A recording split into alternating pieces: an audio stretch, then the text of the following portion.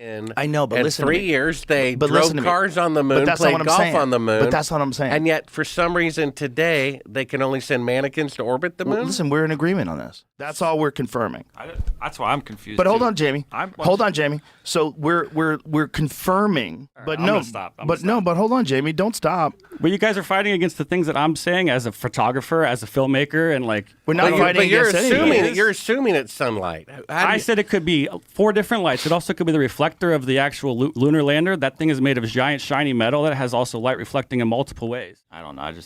I'm getting more confused on all of these pieces because like I thought that they didn't even go to space. No. Nobody thinks that. Nobody thinks that. They did go to Jamie, space. you need to catch the up on Reddit. Well, look at Joe Rogan seems to be on a roll for the last couple of weeks. He's been mixing it up with guests from different backgrounds, covering different topics, and I don't know about you guys, but I'm all for it. It's reminiscent of the old JRE before the pandemic, where he'd have interesting guests on to talk about everything and anything. Just today I saw he uploaded a podcast with pseudoscientist Christopher Dunn, which feels like an extension of the Dibble versus Hancock debate.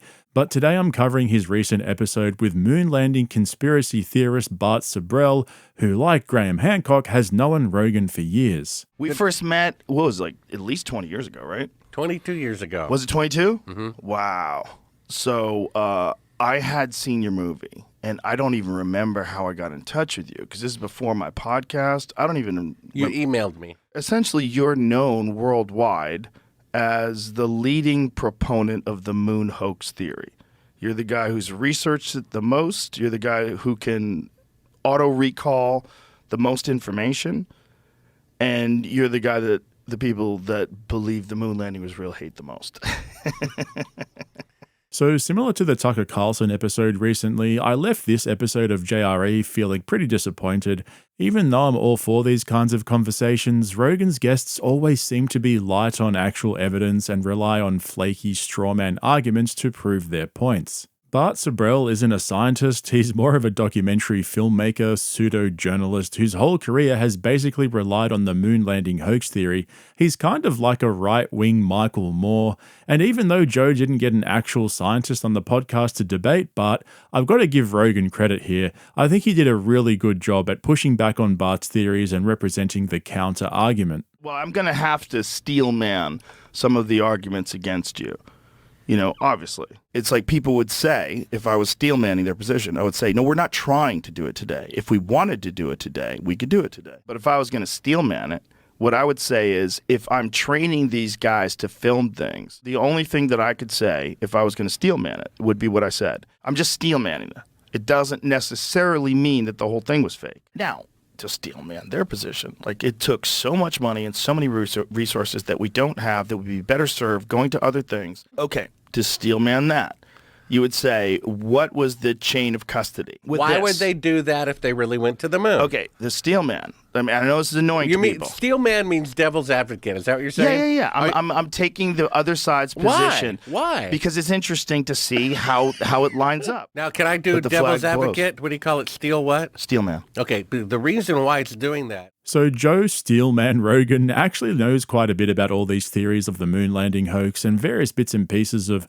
so-called evidence that conspiracy theorists point out when making their arguments. And I don't think Bart expected that from Rogan. It seemed like he thought it was going to be a walk in the park and Joe wouldn't push back or challenge any of his assumptions, which, to be fair, Rogan is known for doing. He definitely picks his battles. And in the end, it got a little heated because Rogan kept pushing back on everything Bart would say, which led Rogan to get frustrated from all of Bart's straw man arguments, and then Jamie kept jumping in to challenge Bart as well, but then everyone just got confused. So I'll get to that in due course. I'm going to lay everything out for you guys first. At the beginning of the podcast, Rogan framed the whole discussion in what I thought was actually a really intelligent way by making reference to the context of the moon landing and everything else that has happened since. I think today more people are aware of the insanely widespread deception that the government was involved in during the same time as the moon landing.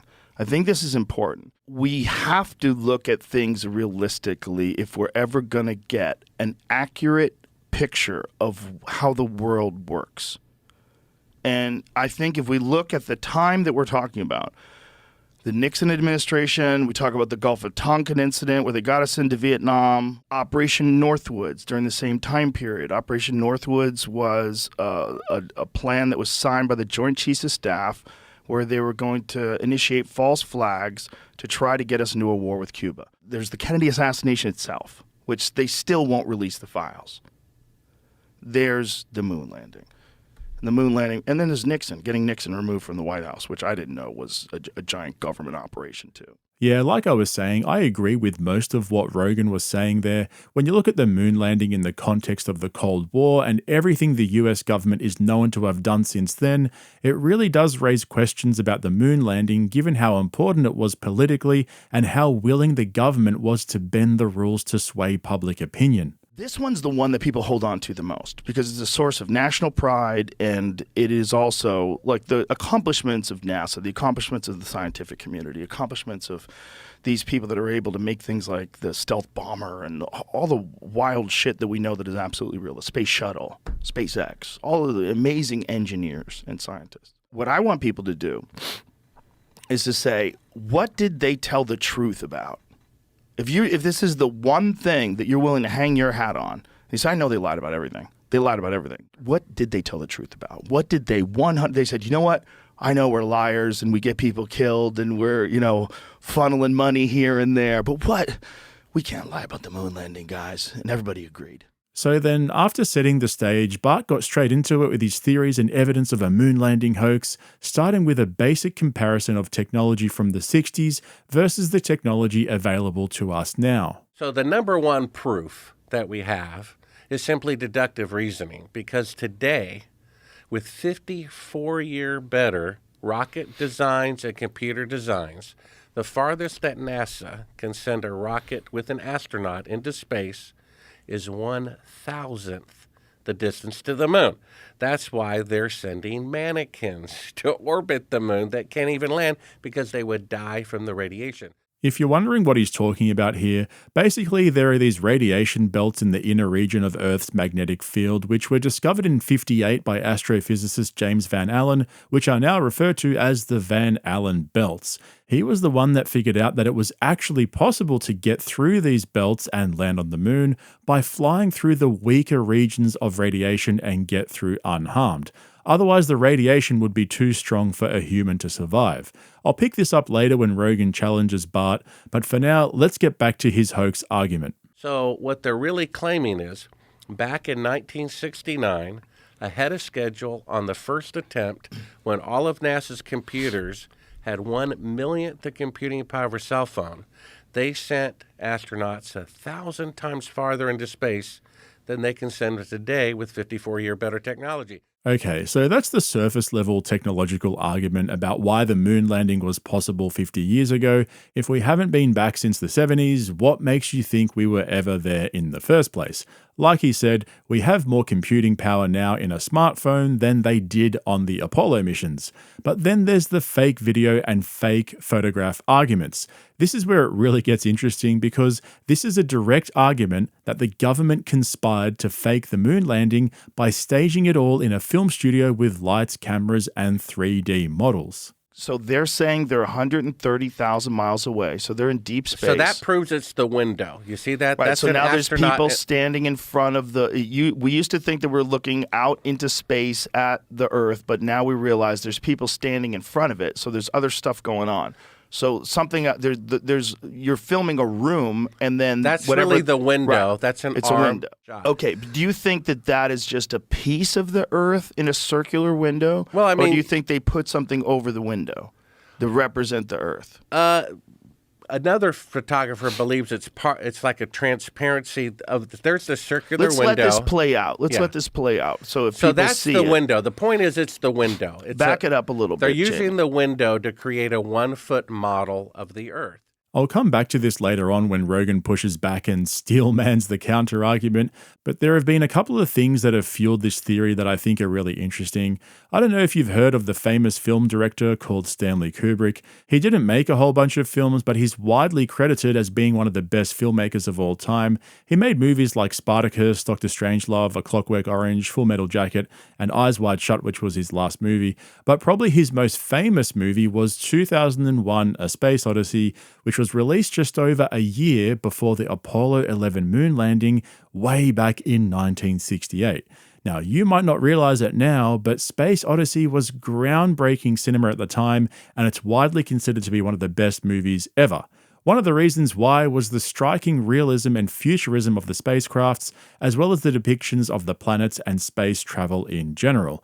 In case you can't tell, I used to have an unhealthy obsession with Kubrick, so I probably know a little bit too much about all this, so I'll try and be brief here. Because 2001 came out around a year before the moon landing, like I said, it was like nothing people had ever seen before. It led people to speculate that Kubrick was the one who staged the moon landing in a studio for the government.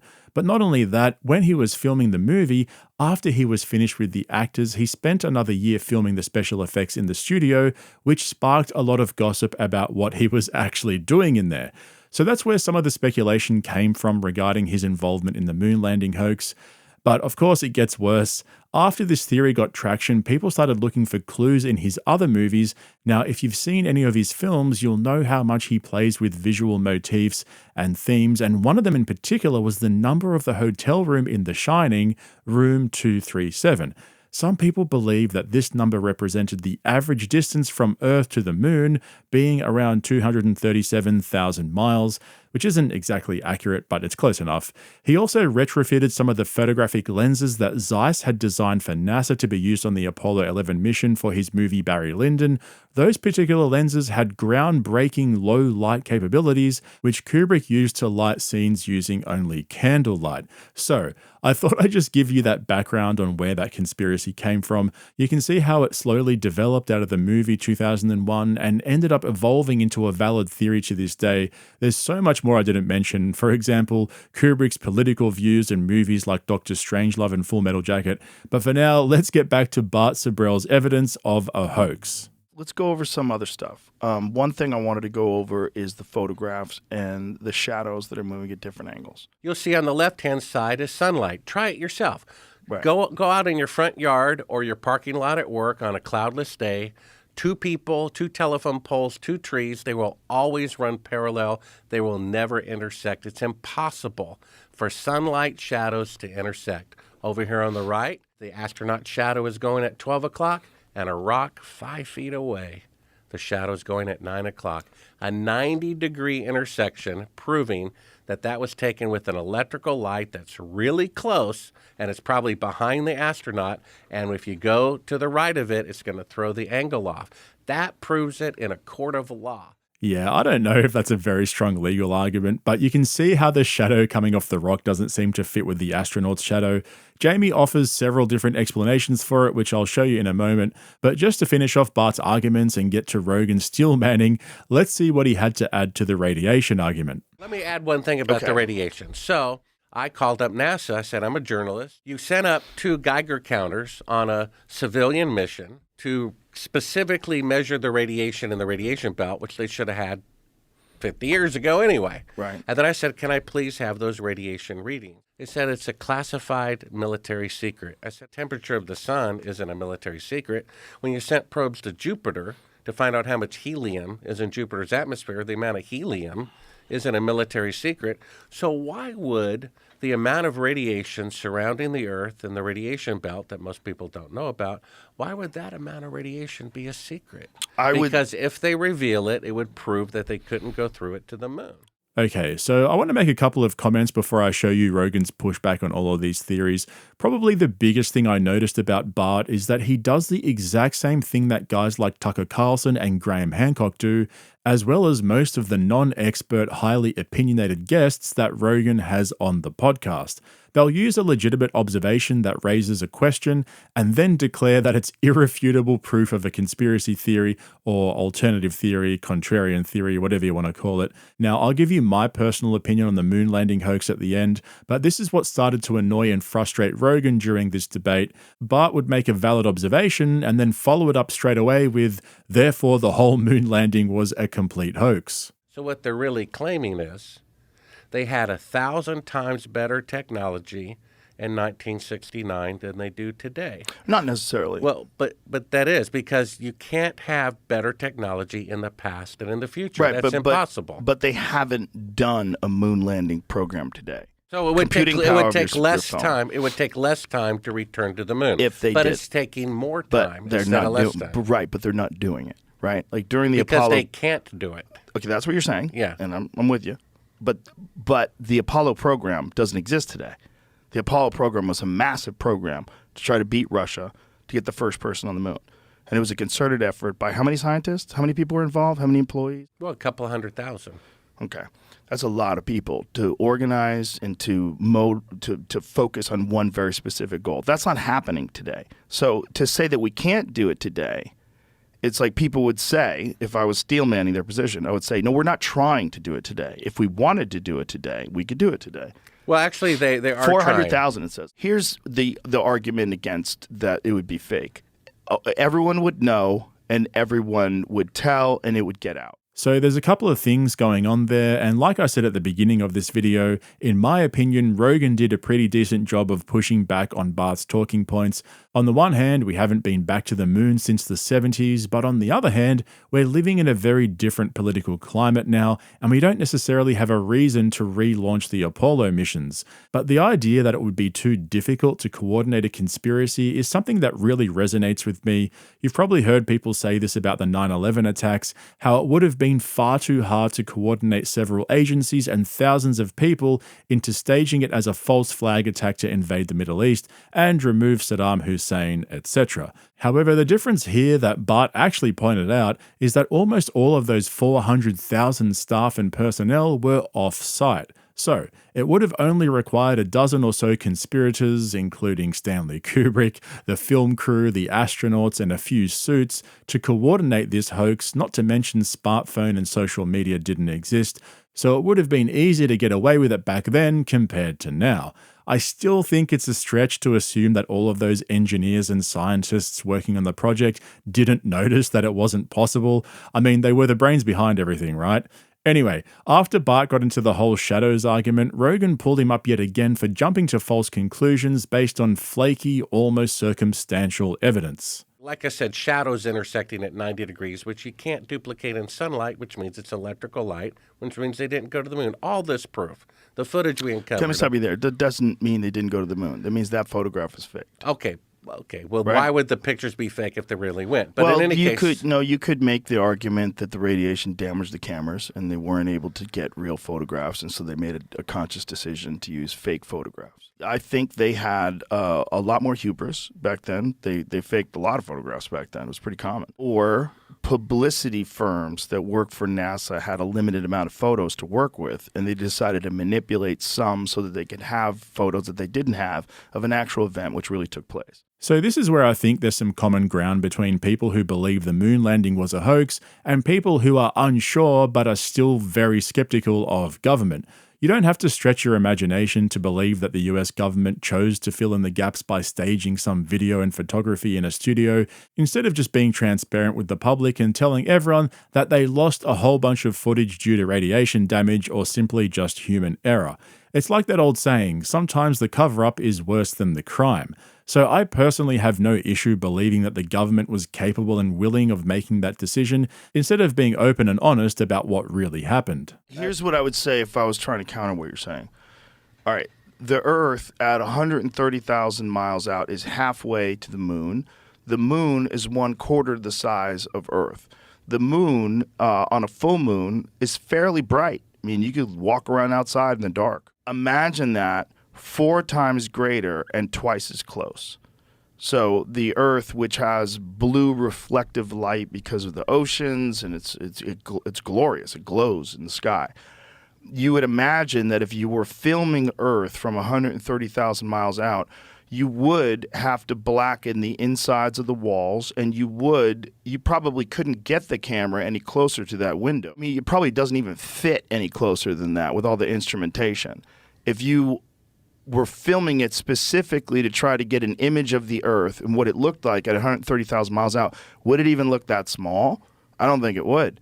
It would probably look a lot larger. So if they're shooting it through this window and the light is probably pretty intense, it might be the only way to film the Earth with the kind of cameras that they had back then would be to do it that way. If they were halfway to the moon and the Earth was at the window, the Earth would be a tiny dot. It wouldn't be that small. That window. No, but it wouldn't. But stop. It wouldn't be that small because the moon's not that small.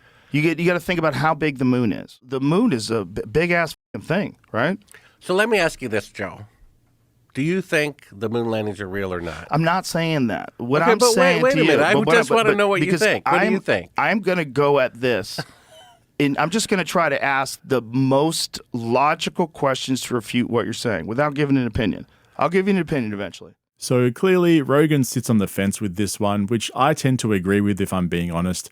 Even if you accept that the government obviously faked, produced, edited, whatever you want to call it, that's still not concrete proof that the whole moon landing was a hoax. All it proves is that the government created its own videos and photos for public consumption to support their massive space program. And the thing is, most of the arguments that Bart put forward have already been debunked by actual scientists over the years, so it kind of feels a little bit silly for Rogan to have Bart on there without getting someone who can actually explain why he's completely wrong sitting right next to him. He needs to find the Flint Dibble of astrophysics to get him on to debate Bart. Granted, Rogan did ask him to come back on to debate a real scientist, to which he agreed, so we'll hold out for that. But I think that Rogan realized about halfway through that he should have done that in the first place and started to regret doing it on his own. It ended up just turning into a confused shambles. Jamie started piping up and challenging Bart, and Rogan was stuck in the middle. Right? Well, if I... Right, I was trying to understand. So it's not that they're 130,000 miles out, but it's that they're in space faking the shot? Yes, they're in Earth doing orbit. it. They're So they went to faking being space. halfway Which to is the why moon it's from so Earth orbit. bright. The reason why it's so bright is because they're just like the space station. That doesn't, I don't know. I'm getting more confused on all of these pieces because I thought that they didn't even go to space. No. Nobody thinks that. Nobody thinks They that. did go to Jamie, space. you need to catch the f*** up on Bro. Reddit. Well, look. So we've concluded. Yes. They are faking being halfway to the moon. No. That's not what we concluded. We concluded that they are faking that the blackness around that image of the Earth is space. That's all we're confirming. That's why I'm confused. But hold too. on, Jamie. Hold on, Jamie. So we're confirming that blackness, which is clearly the inside of the cockpit, right? Clearly. If they're saying that blackness is space and that circular image is the Earth, looking at the Earth through space, that's clearly deception. When you're talking about camera equipment, if you take camera equipment, the old school film, and you run it through old school radar detectors at the airport, those metal detectors, it fucks up your camera equipment. It wasn't difficult for them to go to the moon. They went 6 times in. I know, but in listen to 3 me. years. They But drove listen to me. cars on the moon, But that's not played what I'm golf saying. on the moon. But that's what I'm saying. And yet, for some reason, today they can only send mannequins to orbit the moon. Well, listen, we're in agreement on this. This is not what I'm saying. What I'm saying is, what you could say is that the real maybe they went and they faked the footage, and the reason they faked the footage because the footage got all fucked up because they went through radiation. Yeah, it's All right. But I'm no, gonna stop. but hold on, Jamie, don't stop. But you guys are fighting against the things that I'm saying as a photographer, as a filmmaker, and like We're not fighting but you're against assuming anything. you're assuming it's sunlight. How do I you- said it could be 4 different lights. It also could be the reflector of the actual lunar lander. That thing is made of giant shiny metal that has also light reflecting in multiple ways. Where's the lunar lander Probably though in behind relation? him. Maybe We don't. That's we what, don't that's know, what I'm but saying. that's part I of don't the know problem. where all the light sources are. I wasn't there. That has to be the most emotional I've ever heard young Jamie. It reminded me of the time Steven Crowder was on the podcast and him and Rogan ganged up on Crowder over the weed talk. That one was a classic. But like I said at the beginning of this video, I was kind of disappointed at the end of this. Rogan really needs to be more proactive in booking guests so he can have 2 or even 3 people debating who actually know what they're talking about. Having said that, I do think Rogan did a pretty good job in this one. It's obviously something he's spoken about quite a bit on the podcast, and I don't think there's any real harm in having these conversations. As for Bart Sibrel, he came off as a bit of a grifter. He plugged his website at every opportunity. He even used it as a way of deflecting Rogan's questions. He'd get stuck and just say, oh, go and check out my website. All the evidence is there. And when you go onto his website, it's obvious that he's just trying to sell shit. And did I mention he's not actually a scientist? Yeah, classic JRE. Anyway, that's it from me, guys. I hope you enjoyed this breakdown. Let me know what you think in the comments below, and don't forget to check out my Patreon as well. There's a couple of videos there already and much more to come, so don't miss out on those. And if you're not a regular of this channel, hit the subscribe button, and don't forget to give me a thumbs up if you ended up enjoying this video. Thanks for watching. I'll catch you in the next one. And again, what year was this? That was 1999. I'm gonna sneeze. Sorry, allergies. Yes. Truth. You're allergic to truth? No, I'm Okay. allergic to whatever's in the air in Austin.